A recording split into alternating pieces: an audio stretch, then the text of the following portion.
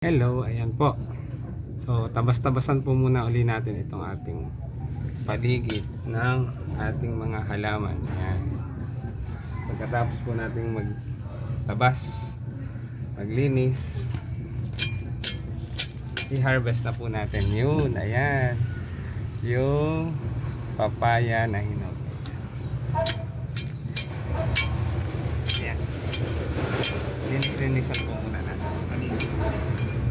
Tapos, meron na naman pong dilaw na dahon. Ayan. Tanggalin po natin itong dilaw na dahon. Ito pa yung isa.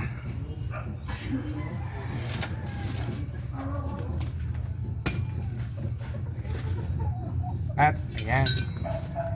I-harvest na po natin. Ayan. So, ito po yung ating blessings from above. Yan po. Ayan. Ayan po ang ating sweet papaya, ang red lady sweet papaya. Ayan. Ayan po. Thank you Lord for all the blessings. I-harvest na po natin dahil ito po ay hinog na. Ayan. Model po muna tayo ng sweet papaya. Ayan po, ang daming bunga at ang daming pang bulaklak. Ito po ang kasabihan talaga na kapag may itinanim, ayan, sigurado kang may aanihin. I-harvest na po natin. Thank you Lord for all the blessings. Ayan. Fresh na fresh po galing sa puno. Ang ating sweet papaya na red lady. Ito po ay matamis na matamis. Ayan. Ayan, sana po ay nagustuhan niyo po ang aking short video or reels. Like and share and mag-comment po kayo dyan sa comment section.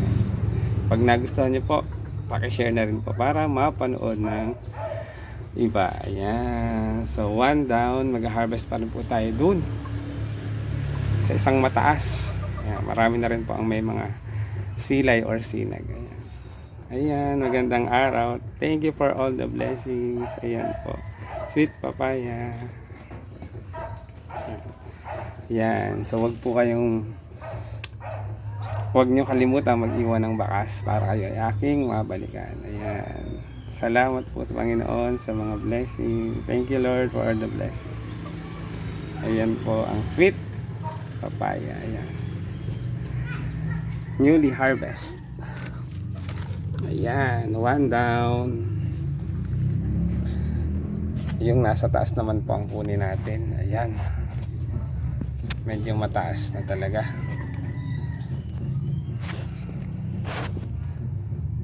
Ayan.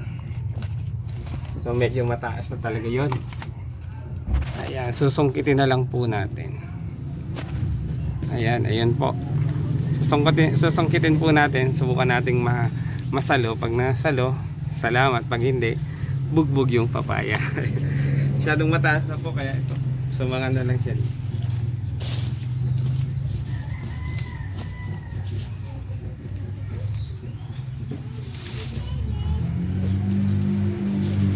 Subukan po natin. Ayan, sungkitin. Sana masalo.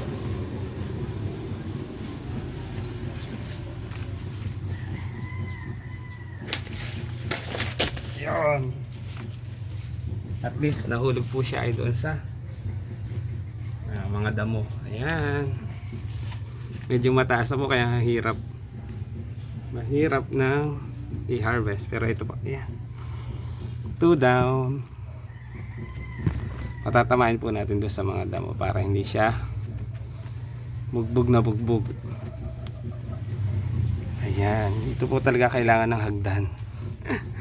Yung isa ay napaka taas din nun.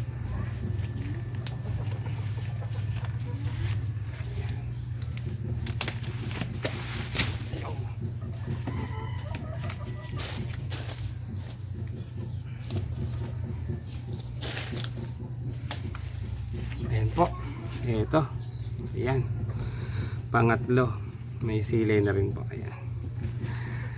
Hindi na po siya sa bugbog na bugbog pag lumagpak sa lupa. Dahil tumatama po siya sa mga damo. Ayan. Baka na lang po muna yung isa. So, 3 na lang po muna ang ating i-harvest. Ayan. Ayan. So, ito po ang mga blessings. Thank you, Lord, for all the blessing. Ayan. Kung nagustuhan niyo po ang aking short video or reels, like and share and mag-comment po kayo dyan sa comment section. Pa-subscribe na rin po ng aking YouTube channel ng Maestro Panaderong Gala. Ayan. Huwag niyo pong kalimutang i-share para mapanood din ng iba. Ayan.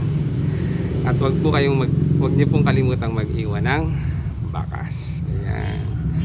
Ayan po. Pamain. Ayan. Ito po ang inyong lingkod, ang Maestro Panaderong Gala na nagsasabing magandang papaya po sa inyong lahat. Ayan. Magandang buhay.